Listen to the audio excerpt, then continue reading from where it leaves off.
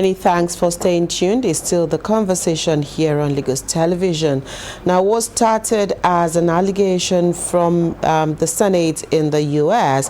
has now gradually turned to what Mr. President Donald Trump is also sticking with. And we do know that for weeks now, there have been ongoing claims of targeted violence against Christians. Deliberately, I do not want to use the word genocide as it's been used, but then they've been targeted, ongoing violence against Christians, while various communities across the country have suffered violence, including Muslims and other groups. Several organizations and observers insist that a pattern of religiously motivated attacks exist, particularly in the Middle Belt and northern regions.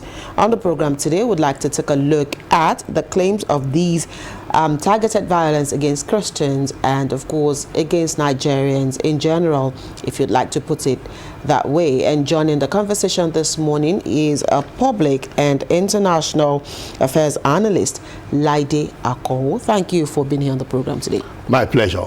How are you? Very well, thank you. How are you too? I'm good. Let's start this way. We do know that, of course, when this news broke, it was from Senator Ted Cruz, who had actually said there were claims of targeted, he used the word genocide, but again, I'm being careful here of using that particular word. So let's stick with violence against Christians in certain places in Nigeria. And if we look at issues around insecurity, especially in the northeast and north central, we do know that we can say that, of course, there have been violence against, banditry, kidnapping, and others. But from your own observation and what you've seen so far of this particular issue, would you agree that this violence is targeted at just the Christians, or is it an act of insecurity that needs to be dealt with as such? Well, thanks so much. I would call it insecurity. Nigeria has security challenges, not about that. Okay. And it didn't just start yesterday. Right. And if you go back in time, what I would call anything that has religious connotation, I think was between 1980 and 85. If you go back to the Maitasini era, that was the only one crisis that Nigeria had that had any religious coloring. If you now move back, another major crisis Nigeria had, the Sango Kataf crisis of 1992, is what I want to use to situate what we have today. Okay. Because if you say people are being targeted because of their faith, you will be wrong. Okay. There are security issues, there are security challenges, no problem, no doubt about that. But now, if you look at 1992 Sango Kataf, what started the entire problem was the relocation of a market. And Sango Kataf in Kaduna State is a multi-ethnic crisis. It's like a settlement. So, and you have the Kataf, who are largely Christians. Right. Then you have the Sangon, who are mostly of Hausa, And if you look at it, I said Kataf are largely Christians, and Sangos are largely Hausas. So if there was any Hausa crisis, Muslims or Hausa ethnicity, Muslims, right? Hausa ethnic group and Muslims, right? So if there was any crisis between these two people, for instance, so you can look at it from the angle of ethnic group or religion. Now let's come back to the present day. When Boko Haram started, Boko Haram did not target anybody. All Boko Haram wanted was, Boko means Haram, Boko means Western education, civilization as we know it. Haram means say no to it. So what they were even against was not whether you're a Muslim or a Christian, or they were just against Western civilization. Right. And that one too did not have the toga of a religion, right. But we just know that some people have some animosity against one another, and right. agenda, and now if you look at the north, people, more especially states like Plateau, where you have about 50 ethnic groups or more, likewise Taraba, likewise Adamawa. In some of these places, you have sub-ethnic groups which are, even, okay, now if you look at Yoruba land, you have like virtually everybody is Yoruba. You can have dialects. Right. But in these places, it's not the same thing. You are talking of different ethnic group, different entirely different cultures. Now, and incidentally, you have some of them largely Muslims, you have some of them largely Christians. So if there's any crisis between these two, and a group has a upper hand, and the group that is, let's say, maybe beaten, let me just use that word in quotes, if they happen to be Christians, some people may find it safe to appeal to a larger emotion, right. because religion is at the heart of emotion. So they can tell us they are wiping out Christians. That does not mean churches have not been targeted. That does not mean Christians have not been killed. Right.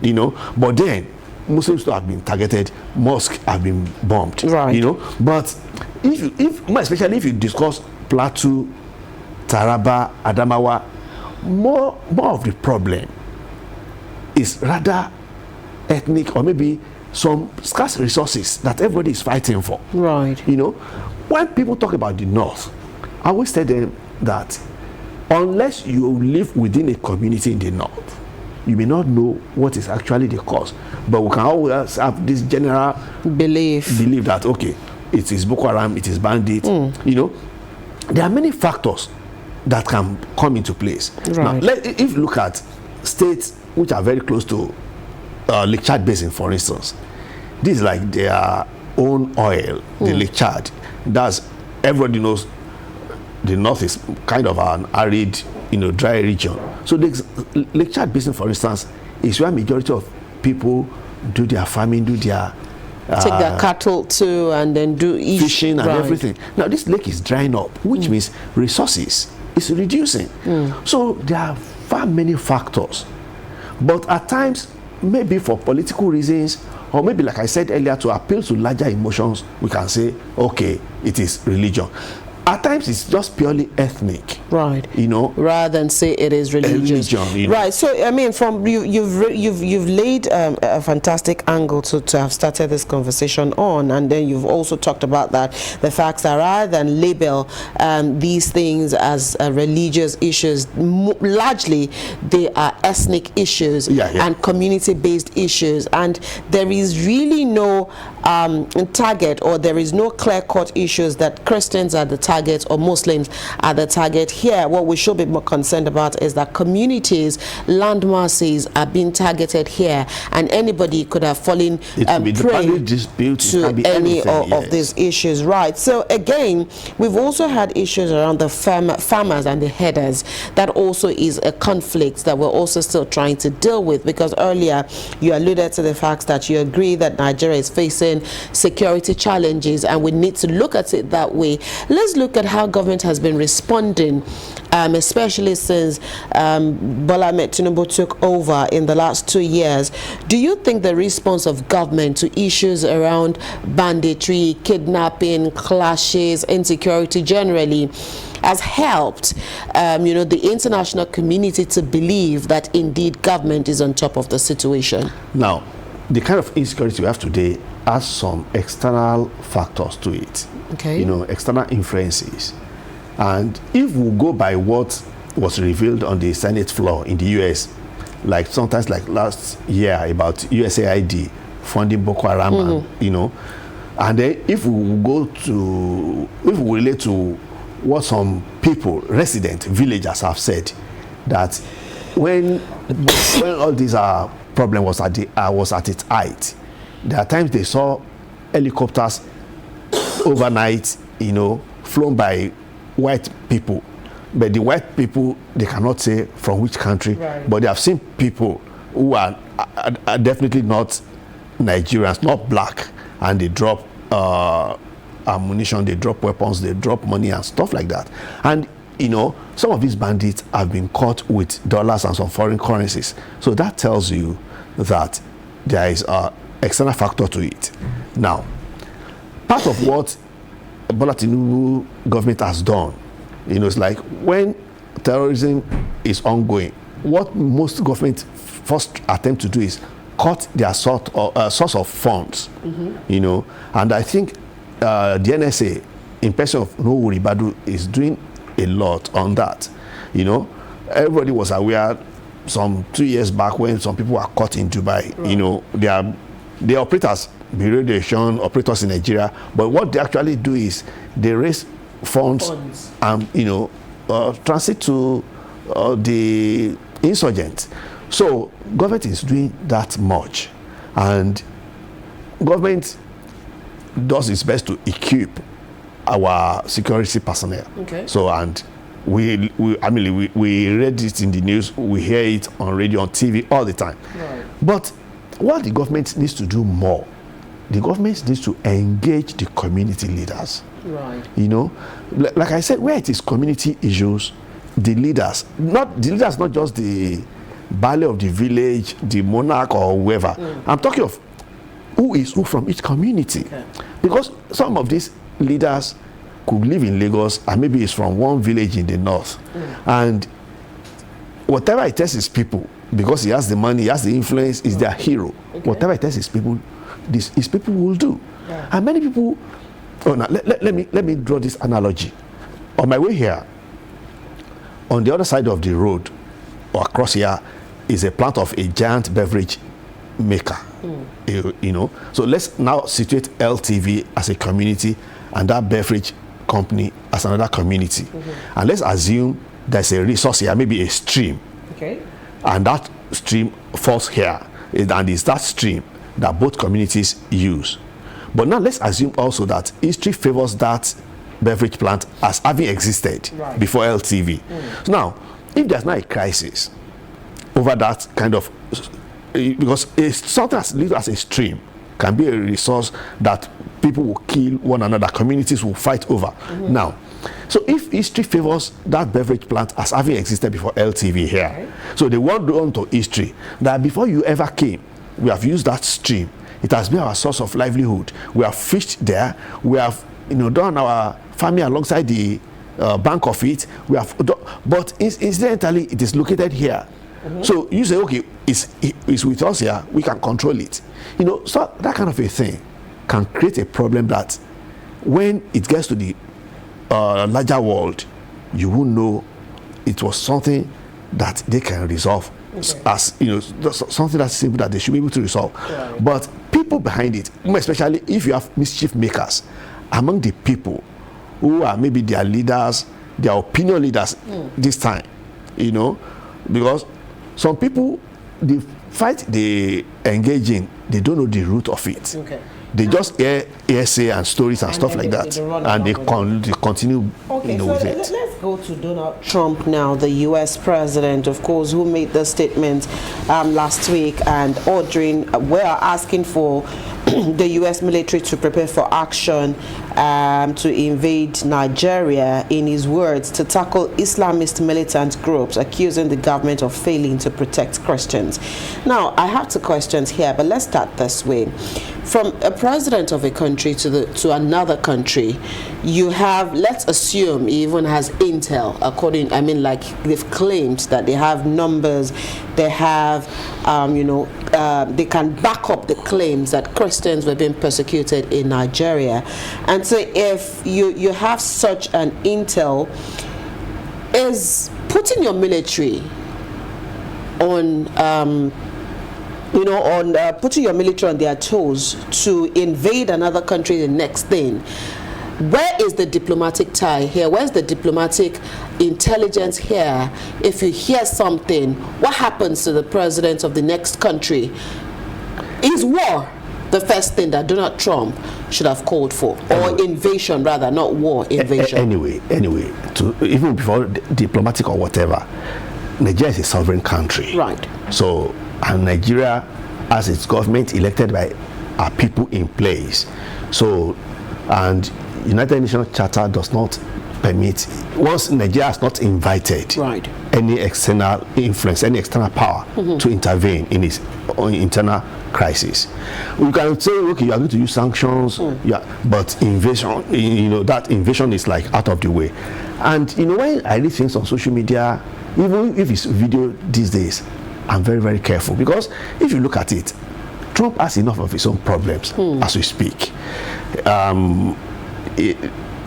He's more concerned with election in New York now, in Washington, of the mayor, and midterm elections is also coming. So when I read all these things, and at times if they attribute anything to anybody, I go to your Twitter handle. So if I see it, okay, it's there. Or rather, if you want to take anything from coming from Trump, go to Truth Social, his own page, his own app, which he founded when he was banned from Twitter way back.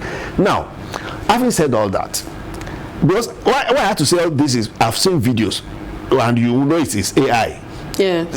Trump telling Tinubu that I'll give you 72 hours or I lose you. All those, of course, but then I know. Yes, you're just trying to say let that people know some of these things are not true. No, yeah, some of them are not but this true. particular one that he did tell his military to prepare, that is verified. Yes. So I had to lay that foundation so that people would know that before you discuss anything, you have to ensure it is verified. Now, having said that,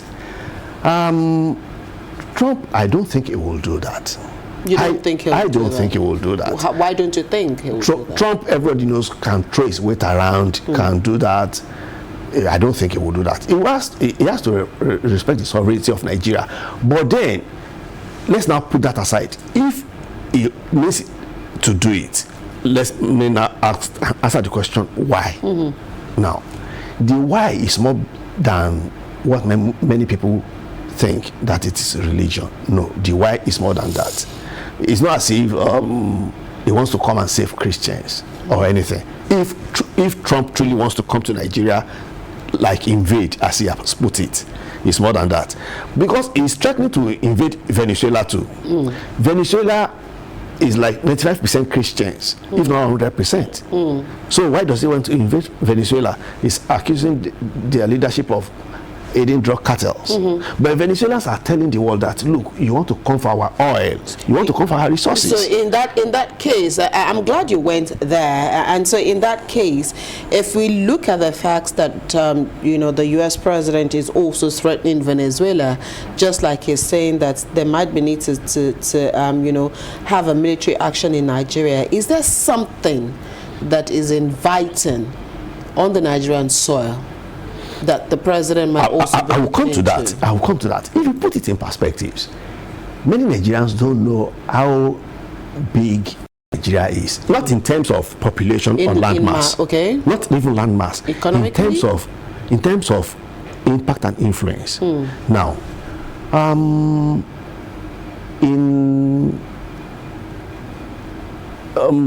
let's go back to Montreal Olympics when Nigeria led the rest of African countries to boycott that Olympics, and the world was shaken. At the eve of that Olympics, Nigeria led the rest of African countries, especially Black Africa. That was when Nigeria was fighting apartheid. Now, when South Africa was battling apartheid, and Nigeria was at the forefront of that fight. So, and then if you look at 1980, during Jimmy Carter, when he wanted the support of the rest of the world to boycott Moscow Olympics, they sent Muhammad Ali, the legendary boxer, to Nigeria, hoping that if Nigeria could. But at that time, Nigeria was a non-aligned nation, so Nigeria did not join.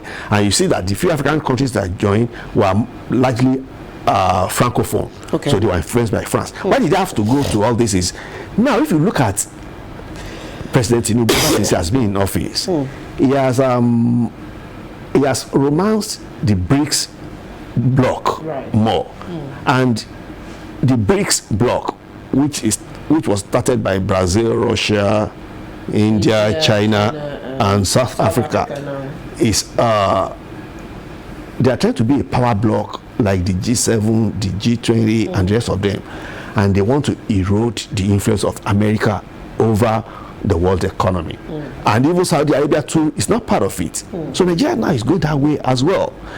Everybody who knows what happens in America now will know that America influence is fast diminishing in the world. Fast diminishing. And then you have other power blocks rising. Now, then if you look at Europe, America has lost influence over Europe. Right. You know, because that's why you see Trump saying, we'll pull out of NATO today, we'll do, because when America, back in the days, if America dictated, everybody it was final. You know, so, but now some European countries are rising up to say, okay, we are not going that way, we are going this way. So the next bride is Africa. Africa is now the bride. Okay. And everybody can see the influence of China here. And don't let us pretend about it. America and China, if they are not enemies, they are not friends. Definitely. You know. So, and China, wherever Nigeria goes, with time, the rest of Africa countries will go. So, and now South Africa is even with China in BRICS. Nigeria is going. So, do you think America will be sleeping over that? Right. So, if he's telling us they are coming to fight for Christians, it's beyond that. It is beyond that. So now, let me even go back to the time of President Muhammadu Buhari, when he said Nigeria has our external trade more with China. So why don't we rather trade in yuan? Buhari wanted to than in dollars. You know, what did Trump do? He invited Buhari. You know, maybe he threatened him, maybe he talked him out of it, but you know, that move didn't continue. It didn't come to light. So, and another thing African nations should understand, African people more especially should understand, is that Western powers always want you to grow cash crops. They always want you to mine your resources and sell that to them. Right. You know, like grow cash crops and let them come and take it away. Right. You know, and they now sell product from it to you. Refined product. Refined product back to you, the source. They don't want you to grow your own food crops. Right. Because when President Muhammadu Buhari went to Trump, part of the deal was America will sell corn, millet, rice to grains. us. You know, if you just say grains, some people may not understand what. So that's why I say rice, corn, millet, all the things we can grow here. And any nation that cannot feed itself, that's a problem.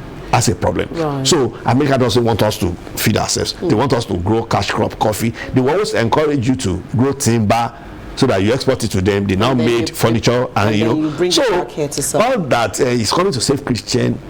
There's more to it. It's like there's a clandestine, you know, agenda behind it. There's an ulterior motive to it. Okay, right. If we look from what you've said now, and then some will also say that with the agenda of the U.S. president saying Christians are under violence or being targeted in Nigeria, that should it not be him being particular about helping Nigeria overcome issues of insecurity rather than singling out religious persecution? You know, if he wants to help Nigeria, he should talk to the right quarters, not just come on social media. Yeah. He should talk to the president. And it's not as if Nigeria has never wanted to, you know, to deal with during Obama's presidency. There are times they blocked sales of arms to Nigeria. True. You know, true. When they attached it to some conditions, you know, on things that went against our own moral values. Right. So, you know, that's the kind of country America is. Let me quickly read the president's response when that message came in, and then let's talk about whether or not this is strong enough as a response, or it is just okay for somebody who understands, you know, what this is all about. And the heading of that message is Nigeria stands firmly as a democracy governed by constitutional guarantees of religious liberty.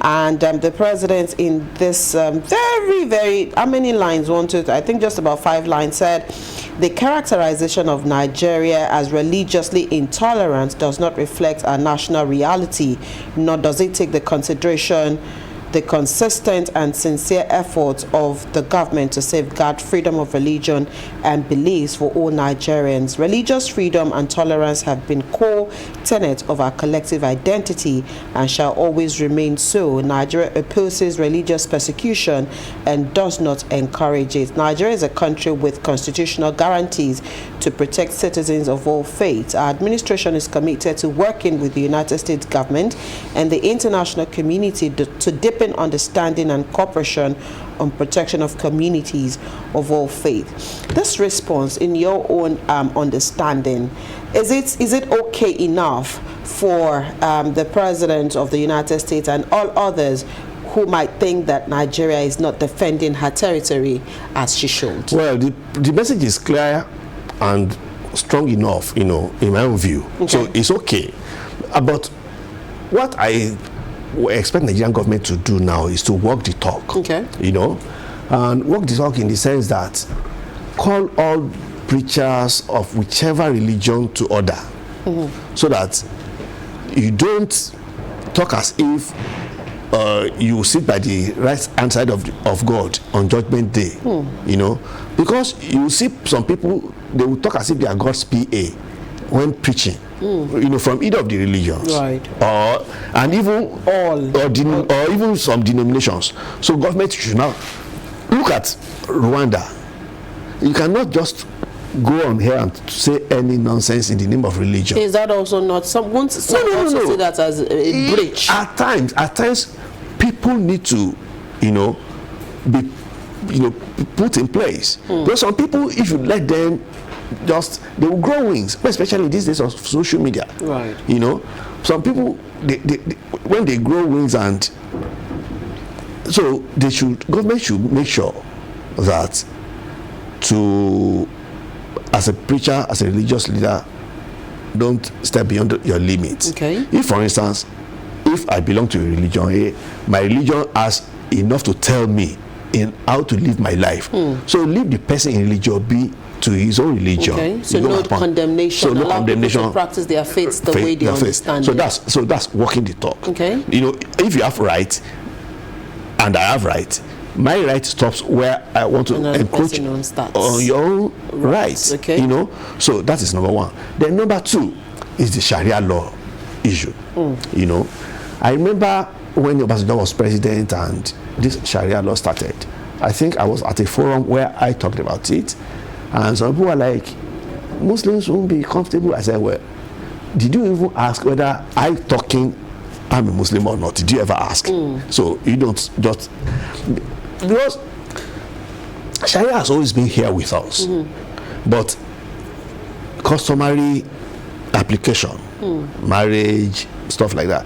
But when during Yerima in Zamfara State, he wanted to take it up to criminal level, and Obasanjo looked in the other direction. It's part of the problem we have today.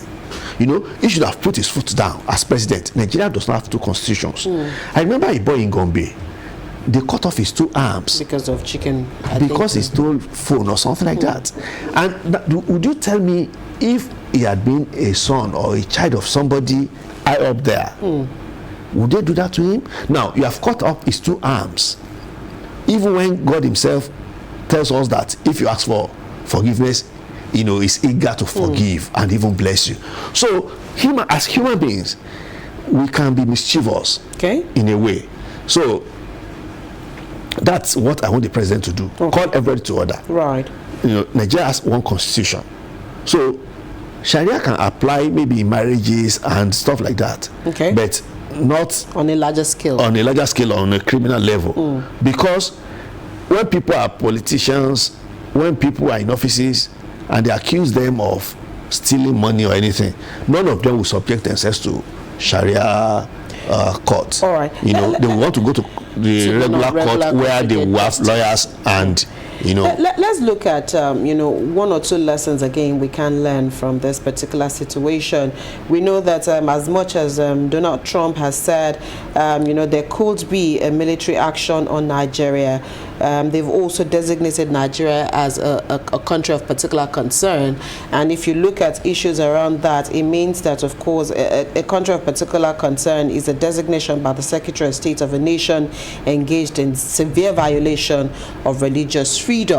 which you said here that you do not think is currently happening in Nigeria. It doesn't happen. As we speak. It doesn't happen. Yes, issues around insecurity valid, but issues around religious freedom or violation is contentious here. But let's look at what lessons can the federal, Nigeria learn from this particular issues. Again, what are some of the immediate things that you like? You've mentioned that of course, government must regulate how people practice their religion, or especially people on the preachers, how they talk. You've also talked about the Sharia law. But when it comes to issues around insecurity and how government is responding to that, what would you like to see as an immediate shortfall or outcome of this particular situation? Perhaps if we're also putting our house in order and doing things the way we should do them, such an issue will not occur. So for you, what are the steps security-wise that you'd like for this administration to take? To start with, I think Mr. President has even taken a good steps. I saw it on social media and AIT page, okay, a TV channel. The American envoy with some of his people were with Mr. President, maybe today or maybe, but I've seen it on social media just before I came in here. But I didn't see it on screen, but I saw it on, and I know it's not fake. So, and I heard the U.S. ambassador saying he himself dismissed the U.S. envoy. I heard him, in his own words, dismissed the allegation that Christians are being targeted in Nigeria. So that's the first step the president has taken, which is good. Now, if there are people, because when you talk of our security personnel, some people are more sentimental than patriotic. So we have to have security people who are patriotic. I'll tell you of a particular experience I had, personal experience. That was way back in the days of June 12 battle. So I was in Ibadan and I wanted to go into a premises. I just went to the soldiers guarding the place, one federal agency. I greeted them, but they allowed me passage. But some people were like, they wanted to just prove they had the right, and the soldiers did not let them. So when I was returning, one of the soldiers spoke Yoruba to me, and I was like, are you Yoruba? He said he was even from Ibadan. And he said from that federal agency, his family house was like maybe 200 meters away. He now said, what people don't understand is that they too are human beings, and all of them have. They have their families, they have where they've come from. They even have their own sentiment, biases, and stuff like that. He said, when they brought, he said the person who sent him to Ibadan, because he answers two Muslim names, so they didn't know it was Yoruba. He said he knew that. It was in Boko then. So he said, maybe if they knew, they won't bring him because they would think it would be too soft on people here. So that was what gave me an insight into the fact that even soldiers, policemen, all of them, they too can at times think like, I'm Yoruba, I'm Ijesha, I'm Ibadan, I'm a Lagosian, I should not do this, So, and we have heard about that in the north, that in some cases, you have some of these personnel even selling out their people to the bandits. And then you have some people who will do anything for money. So, Nigerian government should ensure that our security personnel see themselves beyond their ethnic background. Okay. So if you're a Nigerian soldier, you are a Nigerian soldier. It doesn't matter whether where you are going to fight a battle is in your own village. Okay. If anybody has taken up arm against Nigeria, go and fight that person. All right. So, and then they should let them see what they do beyond money. Because I was seeing on social media one arms supplier caught of recent. He said it was even Nigerian soldiers that provided him cover from Niger to Nigeria over time. So that kind of person who will do that, do you think he won't sell out if you offer bigger money? Right. Don't you think that one can even plant bomb?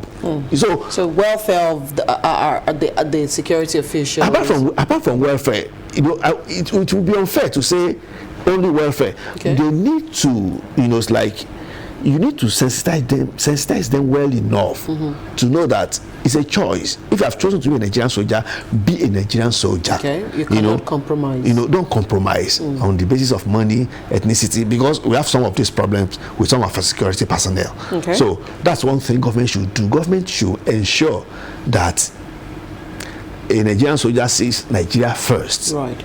Before any other thing. So that is one. It's vital, because gun won't shoot itself. Right. It is man that will handle the gun and shoot it. So if that man doesn't believe in that country, it's going to be difficult to protect that country. Yeah. If you go on social media, you will see many people hailing Trump and stuff, and I know it's because some of them, because now they say if you want to go for visa interview, you have to bring your social media account. So that's how some people think. Okay. So that's why some people will always hail anything America over Nigeria, and so we have to do a lot of things like that, and we have to leave this conversation here this morning. Thank you so much, Laide Akonwo, public and international affairs analyst, for helping us weigh in on this conversation. We appreciate your thoughts. My pleasure. That's the much we'll take on this side of the table this morning. Of course, we've been speaking about the claims of targeted violence against Christians in Nigeria. We'll take a quick break. When we return, Adibimpe will be here with our Lagos conversation.